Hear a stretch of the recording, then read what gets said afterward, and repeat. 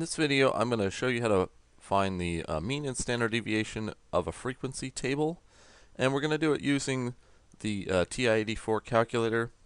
But as I step through, I'm going to try to explain where the numbers are coming from, where the values are coming from. So here's the data that we're going to be using. It's a sample of 25 people, or 25 households, where they were asked, how many cars do you have in your household? So here's the grid of the 25 households that were sampled. And what we're going to do is we're going to build a frequency table out of this, but we can sort of just count how many. So 1, 2, 3 households have 0 cars. 1, 2, 3, 4, 5, 6 have 1 car. 1, 2, 3, 4, 5, 6, 7, 8 households have 2 cars. 1, 2, 3, 4, 5 households have 3 cars, and 2 households have 4 cars, and 1 household has 5 cars. So what I'm going to do is first build a little what looks like a histogram just to get a picture of the data, sort these out by number of cars, or number of cars per household. So here I've taken those values and built sort of a histogram or a bar chart. Here's the 3 households that have 0 cars, the 6 households that have 1 car each, the 8 households that have 2 cars each, the 5 households that have 3 cars each, the 2 households that have 4 cars each, and the 1 household that has 5 cars in it. Alright, and so I'm going to make then a frequency table. So here's the classes up here, and here's the counts or the frequencies down here. So I'm just going to turn that on its side, and then we'll put that into the calculator. So here's the classes: 0 cars per household, 1 car per household, all the way up to 5 cars per household. And the frequencies or the counts, how many households have that many cars each. So here I've put this into a frequency table. Here's my classes, and you can see I'm going to put those in L1 in the calculator. Here's my frequencies. I'm going to put those into L2. And then I'm going to have to calculate some things to be able to figure out what the mean and the standard deviation are. So on the calculator, I'm going to enter that frequency table into the stat edit screen. So I'm going to turn my calculator on, go to stat, click the stat button, and then the first item is edit. So that's why I'm calling this next screen the stat edit screen. So after I hit the stat button, I'll either hit 1 or hit enter, and I've put the data in here. So if I want to re-enter it, if I want to clear out a list, I'm going to press up to highlight L1, hit clear, and then hit enter to clear it out. So my classes that I'm putting in are 0, 1, 2, 3, 4, 5. And then I'm going to come over here. I'm going to re-enter the data here as well. So I'll clear this out. I'll go up, press up and highlight L2, press clear, and then enter. And then I'm going to put in the values. The values are the frequencies for each class, so 3, 6, 8, 5, 2, 1. So I'll put in 3, 6, 8, 5, 2, 1. The idea behind finding the mean, it's fairly simple. You're going to add up all the values, all the observations from the set of data, and then divide by how many observations you have. Well, I know from my data I had 25 observations, but when I put it in a frequency table like this, it's not always obvious how many observations I have. So these are the frequencies or the counts. I need to add up all those counts to find out how many there are in total. So I'm going to do that on the calculator. So I'm going to quit out of here, hit second, and then the mode button. So in blue it says quit above the mode button, so I have to hit second and then the mode button, so second quit to quit out of here.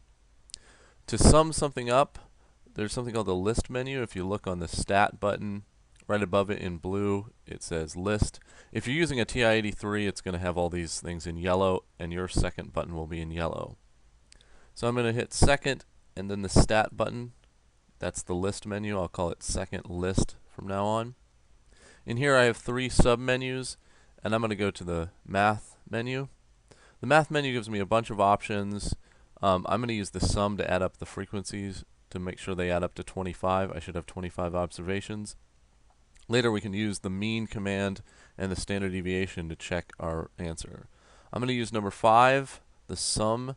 I can either just press 5 on the keypad, or I can move down here and select item number 5. I'm taking the sum of list 2. List 2 has my frequencies in it, so I need to tell it the sum of list 2. On the keypad, this is the home screen. On the home screen, if you look above the 2, in blue or in yellow it says L2. So I'm going to hit second and then L2. I'll put a close parenthesis and hit enter. And that's telling me there are 25 observations in my data set. The sum of the frequencies is 25. Now let me talk about some of the terminology that's used, or some of the variables. See, it says here x with a little I below it. That's a subscript, sub meaning below and script meaning writing. So x I, or sometimes this is called x sub I. What that means is I have a variable x that stores my classes, but I've got 5 numbers here, so I want to be able to identify them separately. So this would be x1, this would be x2, x3, x4, x5, and x6. Notice I said this is x1, not 0. 0 is the value that the variable takes. x1 will be the name of the variable. So here's what's going on. These numbers here are telling me which class it is. This is the first row, so this is x1. This is the second row, so it's x2. This is the third row, so it's x3, down to the 6th row, so that's x6. The value has nothing to do with these numbers here. It's just a coincidence that they look similar, but they are not related in any way whatsoever. If my classes were something completely different, that would not change x1 through x6. This is saying this is the first x variable down to the 6th x variable. So the same thing holds for frequencies. The frequencies, we use a variable of f, but again, we're going to number it, so frequency for the first class will be f1 all the way down to the frequency for the 6th class, which will be f6, or f sub 6. So here's all the frequencies listed out by their variable name. Now you're probably wondering, why am I going to the trouble of doing this? Isn't it just easier to say, add up all the frequencies and that'll tell you how many total observations they were? And that's true. In here I'm going to add these up. I did it on the calculator and found out there's 25 observations. So I'm going to put that in here. I'm going to add up these and put the sum down here. So we said there's 25 observations here. And this row here is always going to have sums in it. So this little weird looking E thing, this is actually the Greek capital letter sigma. It's S-I-G-M-A, sigma. And sigma is the letter S in Greek, and so it's sort of a shorthand for saying sum. Instead of using an S, because we use the S later for the standard deviation, we'll use the capital letter S, or sigma, from the Greek to stand for the sum. So this is saying I've summed up the frequencies, and the little n tells me that's my sample size. My sample size was 25 observations. I talked to 25 households, and then we got data from all of those. Okay? So what's going on here? Why do I have to do something in here? Why can't I just, add stuff up and divide by 25? Why can't I add up these numbers and divide by 25? Well, we're not going to get the right answer. What we need is, okay, how many cars were there for the people who own 0 cars? How many cars in total are there for the people who own 1 car? How many cars in total are there for the people who own 2 cars? And so on and so forth. Well, let me give you an illustration going back to that histogram thing that I built. So on here you can see I've actually laid out the data again. So here's the 3 people who have 0 cars. Here's the 6 people who have 1 car. Here's the 8 people who have 2 cars. So you can see this actually represents 6 cars in total. This represents 0 cars in total. This represents, well, what do you have? 8 people that have 2 cars each, or 8 households that have 2 cars each. So that's 2 plus 2 plus, I can just multiply. 2 times 8 is going to be 16 cars. In fact, let's change the counts and then put the totals down here. So here I've put the totals in. These 3 people that have 0 cars, in total they've got no cars.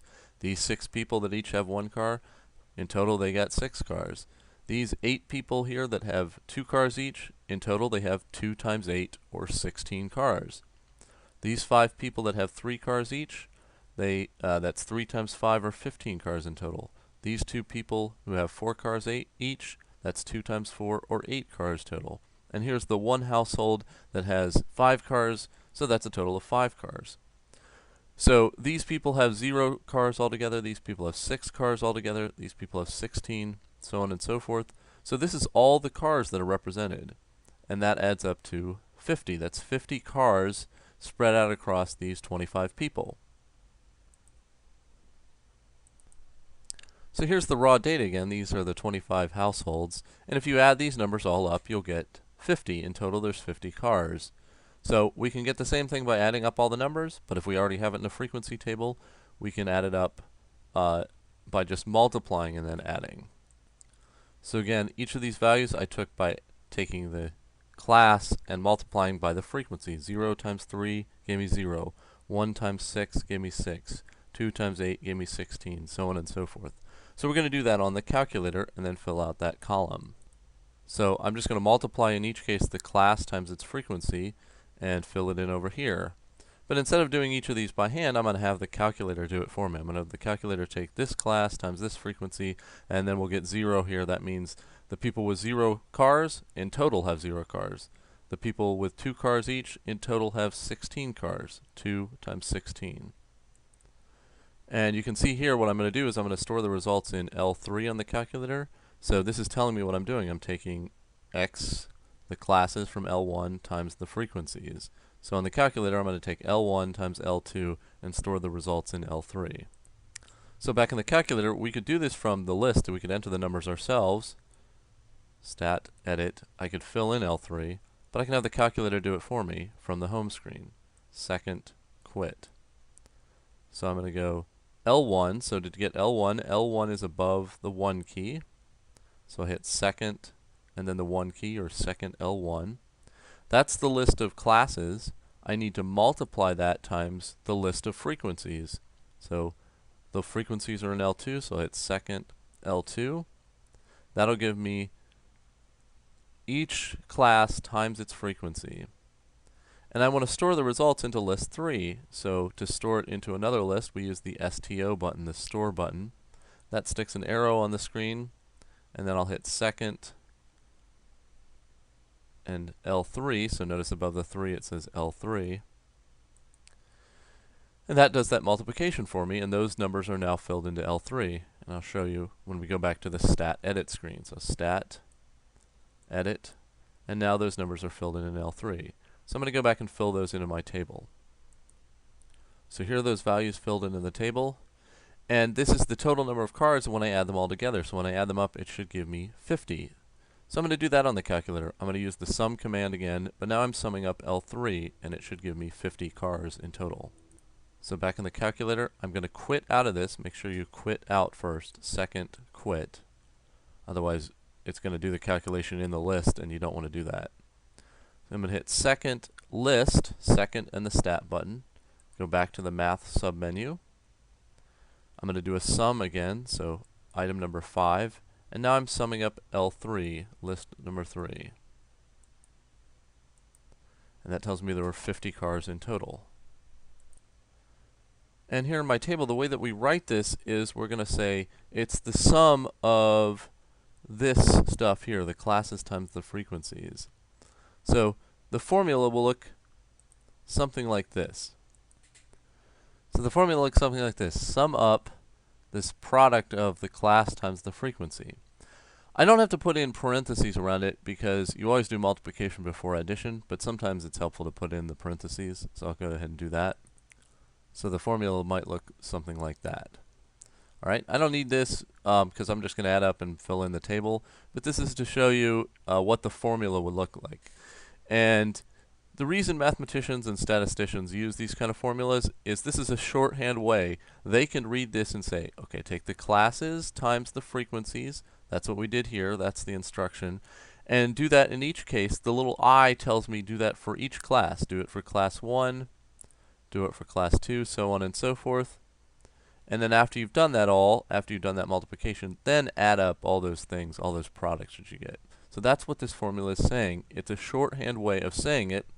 It's just like saying BTW is by the way, or BC is because. It's just a shorthand, just like internet slang is a shorthand, but it uses Greek letters and it uses subscripts and things like that. But it's really no different than what we use in everyday life. It just, once you learn the rules, once you learn what it means, then it becomes easy to understand what it's saying. So this says find the product of the classes and the frequencies. Do that for every list, that's what the I, or every class, that's what the I tells us, and then sum those up, sum down this column. That's exactly what that formula means. So now I've put in that the sum is 50. This down here is called X bar. X because it's summing up all the values, and the bar stands for, well, it's because it's an average because we're dividing. So this is called X bar because it's an X with a bar above it. So this is the average. You can imagine if there are 25 people and in total they have 50 cars, then 50 divided by 25, that's going to be 2 cars each. But we can do that over on the calculator too. So to make sure I've done the calculation correctly, I'm going to take the 50 total cars divided by the 25 total people, so 50 divided by 25. And that gives me a mean, or an average, of 2 cars per household. So on here, I'll fill in and say that the mean, or the average number of cars per household, is 2. Now, in this case, it works out nicely. Sometimes you'll get like 1.8 or 1.9 or 2.1 or 3.7. That's because the mean can have decimals in it, because this doesn't mean that the average person or the average household has 2 cars. It means 2 is somewhere in the middle of the data, or 2 is what balances out the data. So this isn't actually saying the average person has 2 cars. That's not what it means at all. What it means is the balance of the data. The thing that balances out the data is occurring at 2. And I'll show you again on that histogram. So here's that histogram we saw earlier. If you take a look at it, you can imagine there's a seesaw, and you can try to figure out, okay, what balance, here's all these blocks, what would balance out these blocks perfectly? And it would balance out perfectly if we put a balance in the middle right at 2. So we can understand why 2 will balance things out by looking not at the values on here, but at the deviations. So these are the actual values. I know that the mean, or the average now, is 2. So I'm going to look at how much do each of these values deviate from 2. So these people who have 0 cars, they have 2 less than the mean. So their deviation is going to be a -2. This household that has 5 cars has 3 more than the mean, 3 more than the mean of 2. So their deviation is going to be +3. So let's go take a look at the deviations. So here's the idea of the deviations. These people who have 0 cars have 2 cars less than the mean.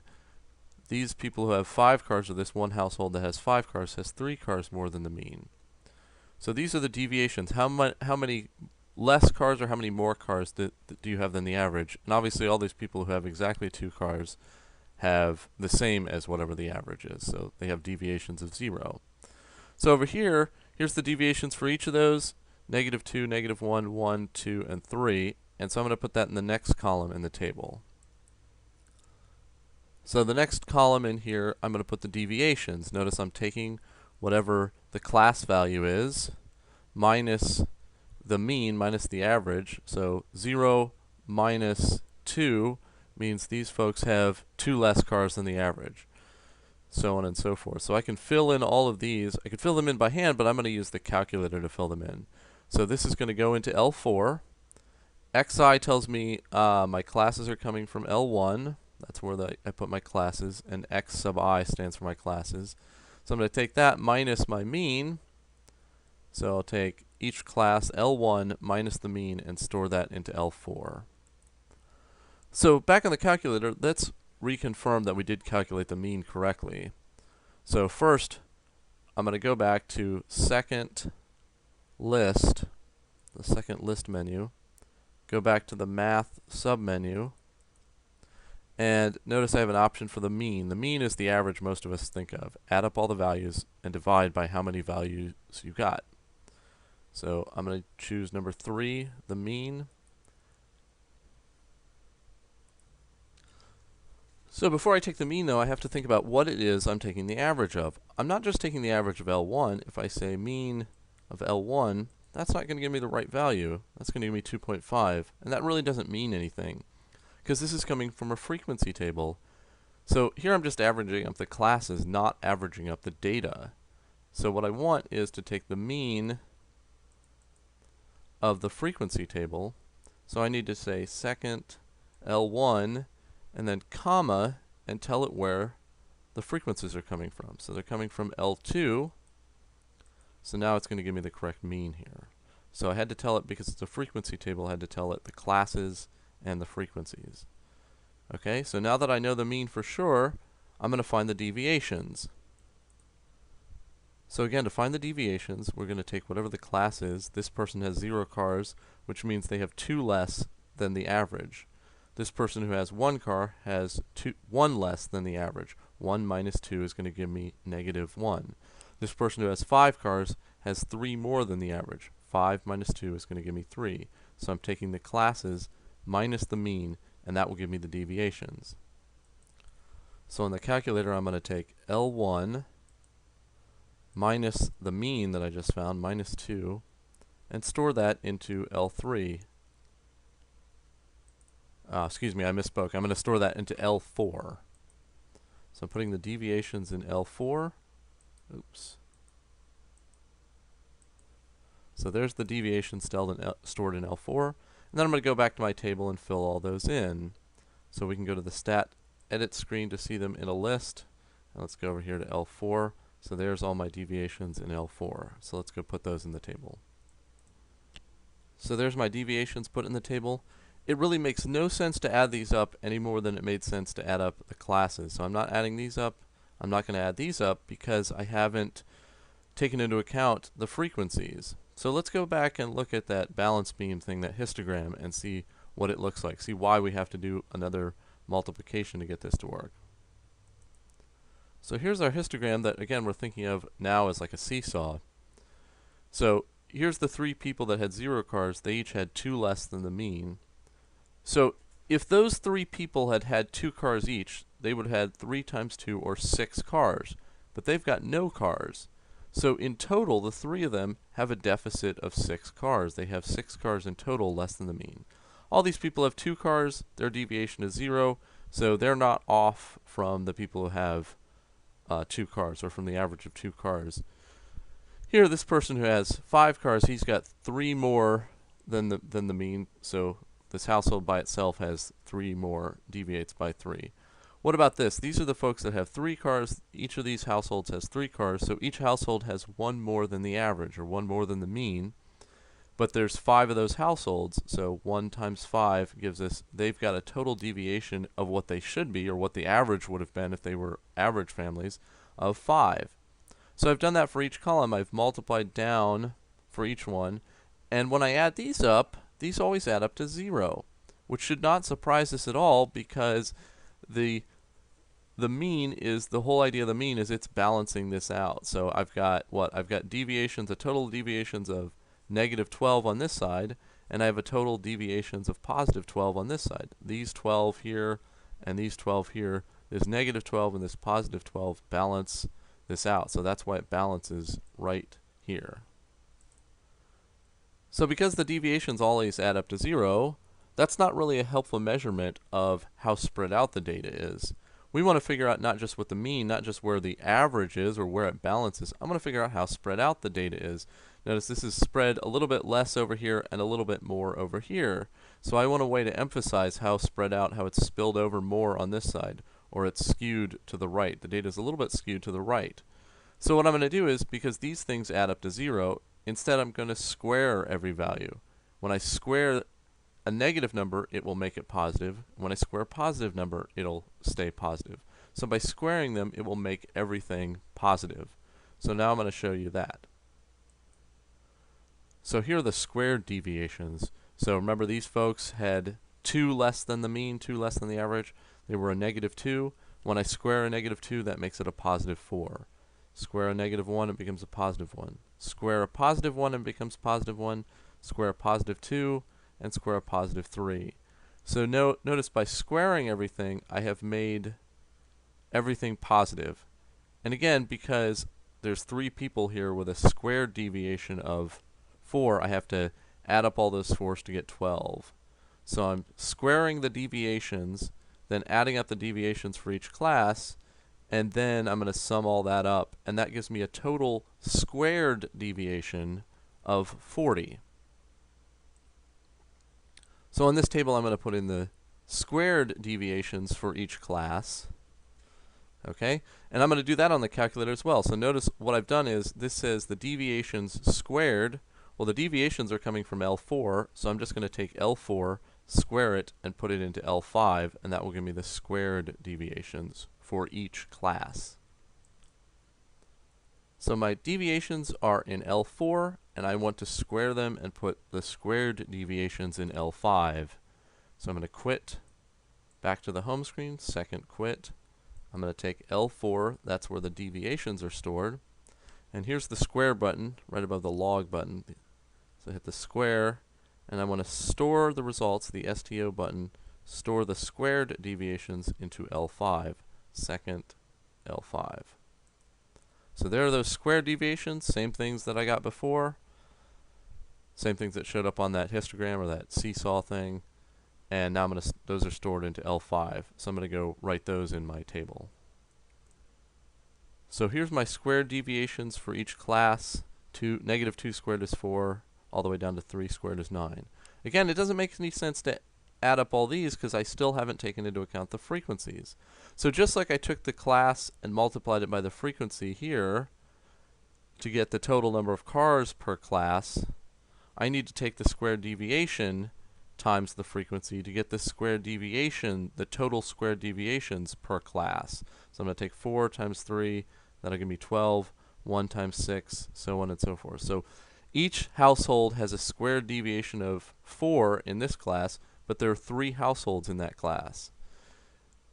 There are 2 households in this class, each with a squared deviation of 4, so 2 times 4 gives me a total squared deviation for this class here of 2 times 4, or 8. So I'm going to take the squared deviations from L5, multiply them by the frequencies from L2, and store that in L6. So L5 times L2 gets stored into L6. So here we are on the calculator. L5 times L2 is going to get stored into L6. Now take a look at those values here. Those should be the same values from our little histogram or seesaw. 12, 6, 0, 5, 8, 9. And that's what we got, 12, 6, 0, 5, 8, 9. So those are the squared deviations, the total squared deviations for each class. And to get the total squared deviations for all the data, then we add those up. And when we add them up, we'll get 40. And again, on the calculator, we use the sum command to add them up. These things are coming from L6, so I'm going to sum up L6. So again, to get the sum command, I go to second list, the math submenu. I'm going to choose item number 5 to sum, and I'm summing up L6. And that gives me 40. Now, that's the total squared deviations. I sort of need to average that because the standard deviation, just like the mean, is a type of average. But because this is a sample, instead of dividing by the total number of observations, so remember for the mean we divided by 25. For reasons I won't go into, for reasons of something called bias, we actually have to divide not by 25 in this case, but we're going to divide by 1 less than that. We're going to divide by 24. So I'm going to take this number, 40, and divide by 24. So I'm just going to hit divide by 24. And I'm using 24 because that's 1 less than the number of observations that I had. Okay? Now that's not quite the answer. That's an average of sorts of the deviation. So we've averaged, but what have we averaged? We've averaged the squared deviations. So square deviations isn't really going to be helpful because, well, the deviations were in terms of cars, right? Let's go back and look at that histogram one more time. So the units on this are in cars. It's not obvious from here, but this is saying these households have -2 cars, or 2 fewer cars than the mean. This household has 3 more cars than the mean. So these values are in cars, which means that when I square those deviations, these values are all in cars squared. Well, cars squared doesn't mean anything. That doesn't make sense, right? So when I add this up, this is actually 40 cars squared, which is an odd concept. So that's why after we've taken the average of that, so here I took this a sort of average. This is 40 cars squared, and I divided by 24. Again, that's 1 less than the total number of observations. This is 1.666 something cars squared. And I want the standard deviation to be in terms of cars, otherwise it won't mean anything. So if I'm in cars squared, I need to take the square root of that. So that's why the standard deviation formula, we take the square root of that. So I'm going to take the square root of this. So this is in cars squared, and when I take the square root, the units will be back in cars. So the square root is the shifted version, or the second version of the x squared. So I'm going to hit second square root. And instead of having to type all this in again, I just want to do like what I had up here. I want to use this ANS. ANS refers to whatever the last answer was. So to get the ANS, that's down here, the negative button, but right above it in blue or yellow it says ANS. So I'm going to get second ANS, put the close parentheses, and that ANS now refers to this number. This ANS referred to that number. It's whatever the last answer on the calculator was. So I'm going to take the square root of that. I get about 1.29. Okay, so I'm going to go back and fill that stuff in on the table. So first I'm going to fill in those values from L6 that we had. And just a reminder that those values from L6 came from taking the squared deviation for each class times the frequency. 4 times 3 gave me 12. 1 times 6 gave me 6. 0 times 8 gave me 0. And then I added all those up to get the sum of the squared deviations, and that gave me 40. And then what did we do? We took 40 divided by 24, not 25. 40 divided by 24, that gave me 1.666 something, and then I had to take the square root of that to get the standard deviation. So the standard deviation ended up being 1.29. So there I filled in the table, I found the mean, I found the standard deviation, and this is how we went through it. This is how we found the mean and the standard deviation. Again, it's easy to find this on the calculator as well. We can just use the mean command from the list menu, and there's also a standard deviation command from the list menu. So let's go do that now to confirm that this value is correct. So we found the mean from the list menu, so we're going to go back and do the standard deviation now. Do second and list, go over to the math submenu, and item number 7 here is the standard deviation. So I'm going to take the standard deviation, and again I'm taking the standard deviation of a frequency table, so I have to tell it L1 for my classes, comma L2 for my frequencies. Oops, L2 for my frequencies, and it'll give me the same value that we calculated by hand. There's one more way that you can find mean and standard deviation and do it very quickly. Again, this is stepping through how these values are found so that they're not just some mysterious value. So the other way that we can do this, and it also gives us a lot more results, is the one variable statistics, or one var stats command on the calculator. So that is in the stat menu, not in the list menu. So just hit the stat button alone, and if you go to here, we were in the edit, but now we're going to use the calc. So I'm going to press over to use the calc submenu, and here's one var stats, or one variable statistics.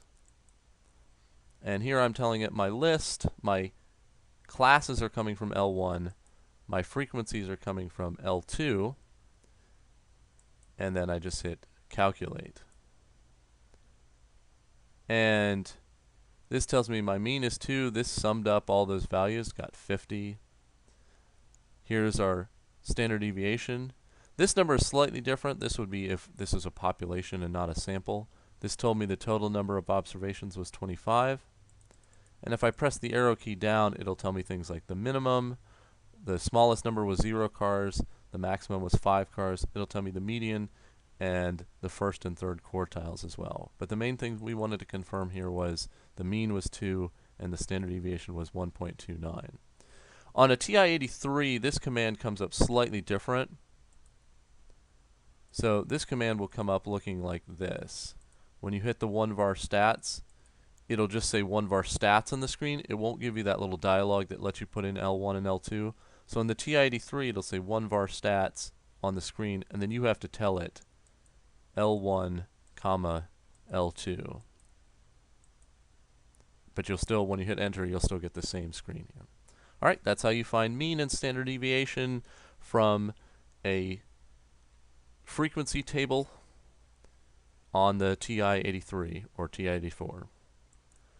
And here's one last quick thing. I've put together a summary table of all this, including some of the stuff that I didn't do on the calculator. So some of the things, here's the classes, here's the frequencies, the total number of observations. When I multiplied the columns total number of cars per class, that was 50 cars altogether when I summed them for a mean of 2. Here's the deviation from the mean for each class. Here's the total deviation from the mean per class. So that was if 3 households have a deviation of -2, that's a total of -6 for that class. If 5 households have a deviation of 1, 5 times 1 gives me a total of 5. Here's the squared deviations. Then I took the squared deviations times the frequencies to get the total squared deviations per class. And then I added those up and got 40. And then I took 40 divided by 24 and took the square root and got a standard deviation of 1.29. All right, good luck.